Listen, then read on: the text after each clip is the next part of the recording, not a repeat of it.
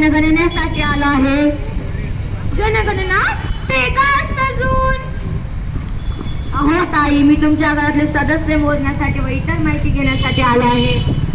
हा हा हा, पुन्हा आलास वैर. अरे मागच्या वर्षी असंच कोणीतरी ते आलतं आणि कोण कोण हाय ते पाहून गेलतं. म्हणे आमच्या शिक्क्यावर मतदान केल्यास तुम्हाला दरवर्षी 2000 रुपये देऊ. पण निम्मा पैसा तर दिलाच नाही रे बाबा. ते आत्ताचा जो पैसा दे बरं मला. अहो ताई, ते मतदान वेगळे, ही जनगणना वेगळी. ही माहिती आम्हाला सरकारला द्यायची असते. यामुळे गावाला अनेक योजनांचा लाभ होऊ शकतो. असं वैर, देते मग माहिती. जनगणनेचे आले परवा. पुढच्या प्रसंगात घडतंय वेळी काय, चला पाहूया. बरं मावशी, तुमचं वय काय? माझं वय 30 वर्ष. हो मावशी, तुमच्या मुलाचे वय तर तुम्ही 25 सांगितले, मग तुमचं वय 30 कसे काय? असं वय, बरं बाबा, मग लिहा 50 वर्ष. हो मावशी, खरी माहिती सांगा, ही माहिती खूप महत्वाची आहे. बरं, तुमच्या घरात शौचालयाची सुविधा आहे का? हाय, सगळं आहे घरामध्ये, पण तरी बी आमचं हे म्हातारं टप्प घेऊन फारच पडतंय बघा. हो मावशी, बरं बरं, असो. तुमच्या घरात टीव्ही आहे का? अहो, काय सांगू गुरुजी तुम्हाला, माझं सोनं ऐकून टीव्ही आणायला पैसे दिले होते, पण या म्हाताऱ्यानं सगळे पैसे दारूतच उडवले बघा. लिवा तुमच्या बुकात, एक टीव्ही आवश्यक, श्री दगडू सखाराम सोनवणे यांच्या घरामध्ये. हो मावशी, तसं नसतं हो, आम्ही फक्त माहिती घ्यायला आलोय. पुढच्या येणाऱ्या भाऊन सरकारच्या हातात आहे. असं होय, बरं बाबा. 10 वर्षानंतर ही वेळ येते. खरी माहिती देऊ चला. चला, आता बघूयात पुढचा प्रसंग. काकू, तुमच्या घरात अँड्रॉइड मोबाईल किती? अगं बाय, गरीबाच्या घरात कसलाय मोबाईल?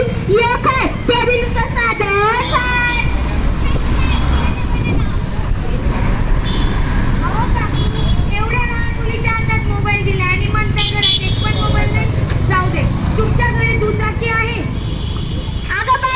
फटफटी नाही आमच्या घरात. मी मात्र हे खरं सांगते बरं. अहो काकू, अशी चुकीची माहिती सांगू नका.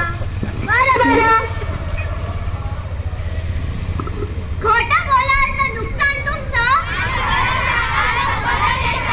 लक्षात माहिती तर योजना कसे. चला तर पाहूया पुढचा प्रसंग.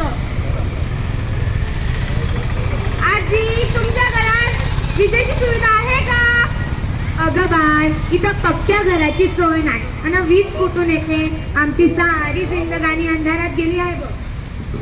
आजी, काळजी करू नका, ही माहिती सरकारपर्यंत गेल्यावर नक्कीच तुमच्या पाड्यावरही घराघरात वीज येईल. असं खरे बाबा परमेश्वर. देश आपलाही प्रगतीकडे नेऊया, गरिबांच्या घरातही प्रकाश आणूया. जनगणनेचा एकच ध्यास, आपला देश, आपला विकास. पाहूया पुढचा प्रश्न.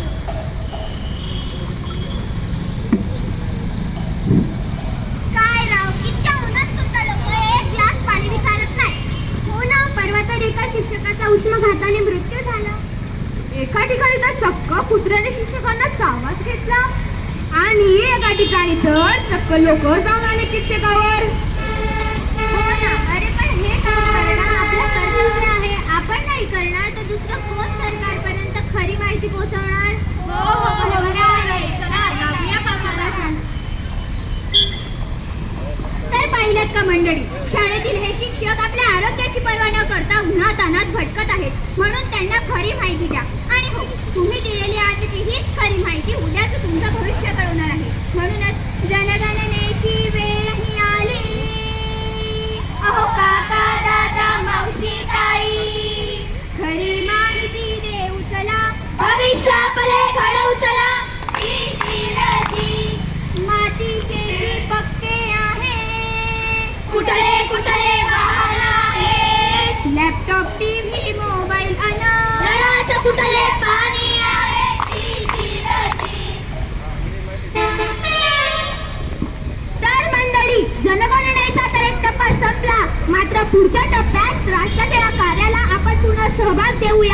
आपण पुन्हा सहभाग देऊया.